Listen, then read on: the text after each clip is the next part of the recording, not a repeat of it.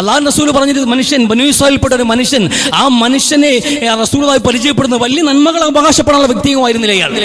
ഒരുപാട് പുണ്യങ്ങളെങ്കിലും ഉണ്ടായിരുന്നില്ല.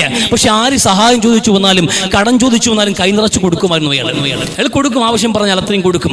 അത് കൊടുക്കുക മാത്രമല്ല, ഈ വായ്പ കൊടുക്കുന്ന പൈസകൾ കളക്ട് ചെയ്യാൻ വേണ്ടി ഏൽപ്പിച്ച ഉദ്യോഗസ്ഥനോട് അയാൾ വൃത്തിനോട് പറയും, ആരെങ്കിലും പ്രയാസപ്പെടുന്നുണ്ടെങ്കിൽ അവരെ ബുദ്ധിമുട്ടിക്കണ്ട, അവർക്ക് അല്പം വിശാലത കാണിക്കും, വരട്ടണ്ടാരെ.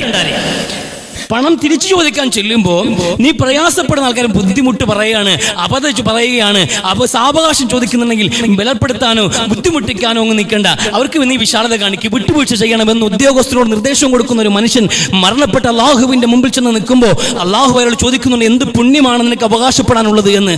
ഒന്നുമില്ല അള്ളാഹുവേ എന്ന്, ഞാൻ ആകെ കാണിച്ചൊരു പുണ്യം ഇതാണെന്ന്.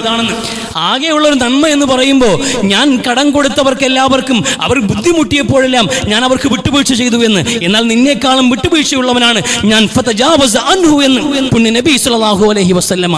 ആ മനുഷ്യന്റെ എല്ലാ പാപങ്ങളും അല്ലാഹു വിട്ടുവീഴ്ച ചെയ്തു പുറത്തു കൊടുത്തുകൊണ്ട് അയാൾക്ക് സ്വർഗ്ഗം കൊടുത്തു എന്ന് റസൂലുള്ളാഹി സ്വല്ലല്ലാഹു അലൈഹി വസല്ലമ.